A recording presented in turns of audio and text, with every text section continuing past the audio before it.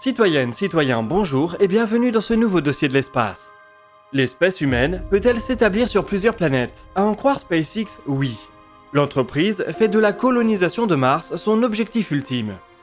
En l'état actuel des choses, il paraît bien difficile de croire au projet, au moins sur un horizon de temps court. Il y a encore une quantité incroyable d'obstacles techniques à surmonter avant de rendre l'idée du voyage martien crédible. Alors la colonisation, n'en parlons pas.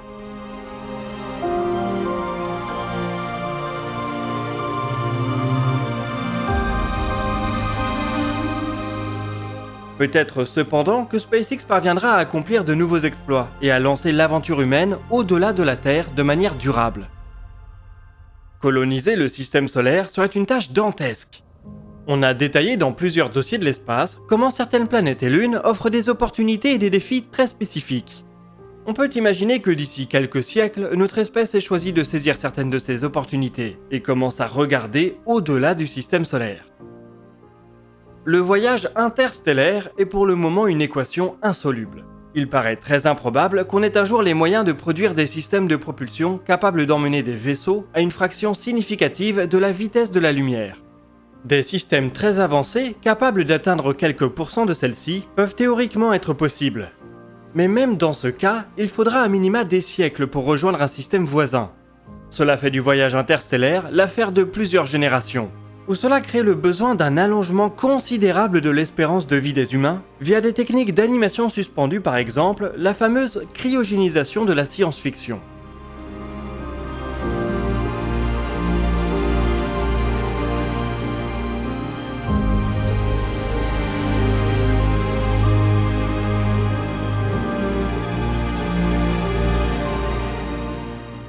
Malgré ces contraintes, il est déjà possible de réfléchir à des stratégies de colonisation des étoiles environnantes, voire de l'ensemble de la Voie lactée.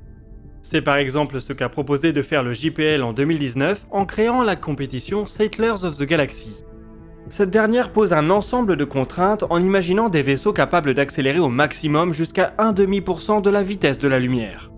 Les équipes répondant au défi ont dû imaginer les trajectoires les moins énergivores pour coloniser autant des 100 000 systèmes disponibles que possible. L'animation que vous voyez ici a été produite par une équipe de l'ESA qui est arrivée 3e dans la compétition.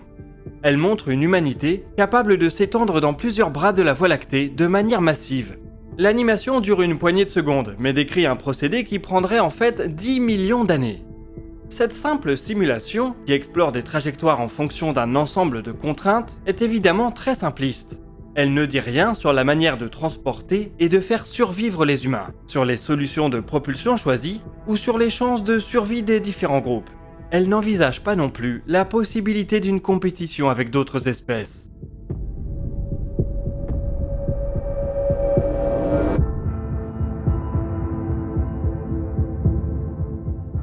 Quand bien même le problème de la propulsion est réglé, coloniser la Voie lactée sur des milliers ou des millions d'années a probablement très peu de chances de se dérouler sans accroc.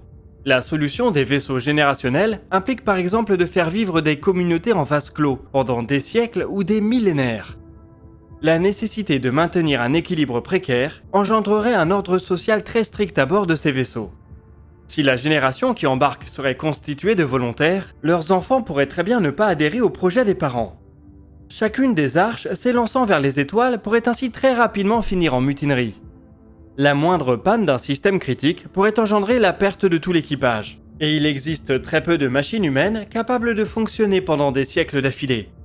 Une fois arrivés à destination, il n'est pas dit non plus que les ressources présentes à bord permettraient de coloniser le monde visé. Les conditions présentes sur celui-ci pourraient être assez drastiquement différentes de ce qui avait été estimé par des observations à distance.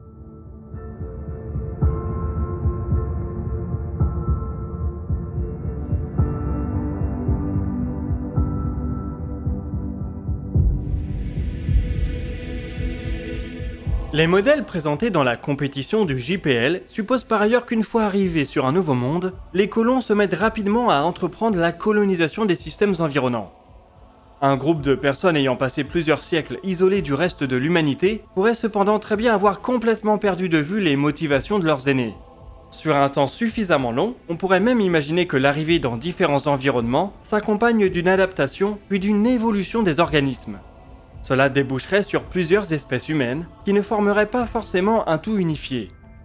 Les aspects biologiques et sociaux qui entourent l'idée des vaisseaux générationnels présentent des barrières au moins aussi fortes que les aspects techniques.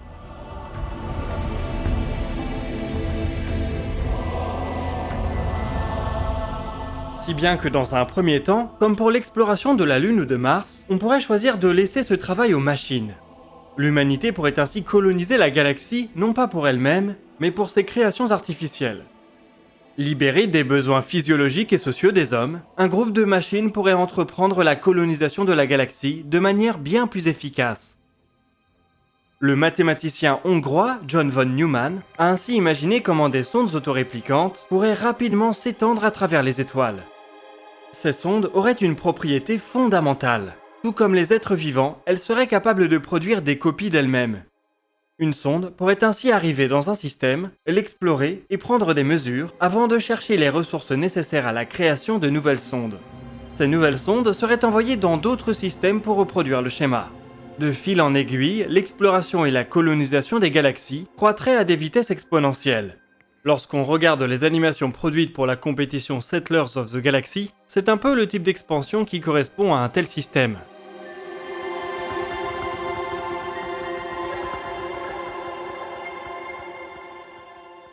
Les sondes de von Neumann ont cependant un désavantage certain. Elles ne profitent pas à l'humanité.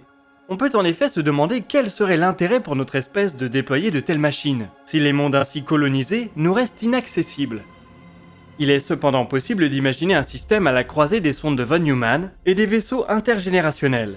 En plus d'être capable de créer d'autres sondes, on pourrait imaginer que ces vaisseaux d'exploration autoréplicants soient aussi capables de produire des humains.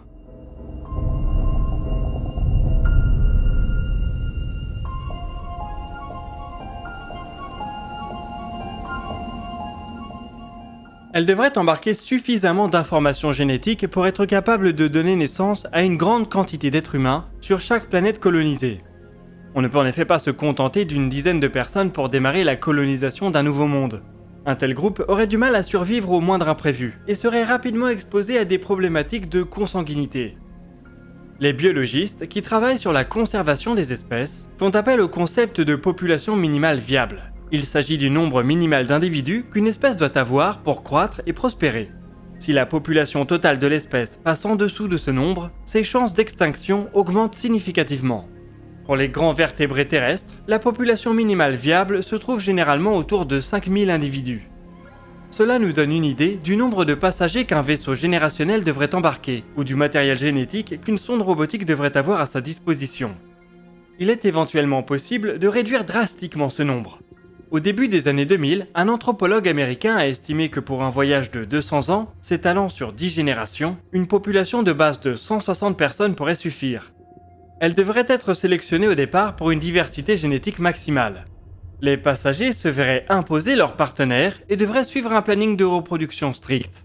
Si on ajoute à ça les autres contraintes liées à la vie dans un environnement clos, ces 10 générations seraient soumises à des restrictions très importantes de liberté. Une vie pas vraiment enviable au service d'un projet dont la plus grande partie ne verrait jamais le bout.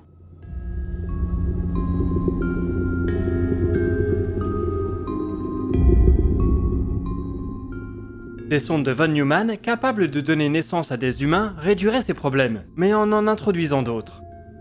La première génération de bébés devrait ainsi être élevée par des machines. L'être humain est un organisme qui reste dépendant pendant très longtemps avant d'être capable de subvenir à ses besoins. Cela ouvre là encore la voie à de nombreuses possibilités de catastrophes et à des conséquences sociales qui sont tout simplement imprévisibles.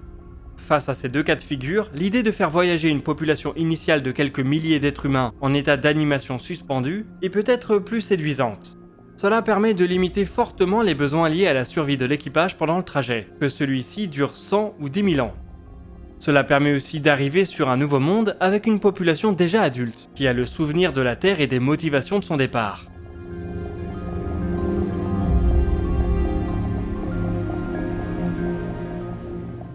Amener des humains sur un nouveau monde ne signe toutefois que le début du problème. Sur Terre, les hommes ne peuvent pas survivre de manière isolée. Ils existent au sein d'un écosystème très complexe. En arrivant sur une nouvelle planète, c'est donc tout cet écosystème qu'il faut apporter avec soi. De quoi se nourrir, respirer, fabriquer des vêtements, ou encore des médicaments. Il est possible de faire le pari qu'une planète visée possède tout ou partie de ces ressources. Mais il est également possible de se tromper. On peut décider d'emmener avec une population humaine d'autres organismes vivants, qui seront chargés de coloniser les nouveaux mondes à leur côté. Cela multiplie cependant les contraintes déjà énormes qu'on a évoquées pour le transport d'êtres humains.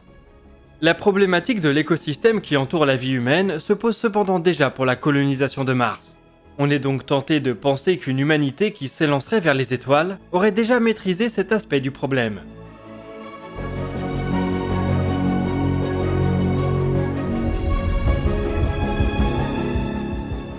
Les hypothèses qu'on a fait aujourd'hui tombent très clairement dans le champ de la science-fiction et risquent d'y rester pendant un très long moment. Les contraintes propres au voyage interstellaire et à l'établissement sur des exoplanètes sont énormes, pour ne pas dire insurmontables. Voilà qui nous rappelle à quel point notre bonne vieille Terre est précieuse. Elle reste l'unique vaisseau capable de supporter toutes nos contraintes de manière durable. L'humanité sera peut-être un jour capable de quitter son berceau, mais cela demandera certainement des sacrifices énormes pour les populations concernées.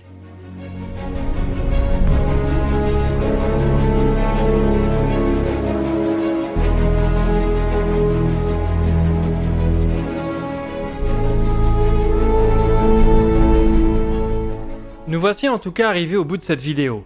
Je vous invite à partager vos remarques et vos questions dans les commentaires. Nous répondrons à certaines d'entre elles dans la vidéo qui sortira ce dimanche à 18 h.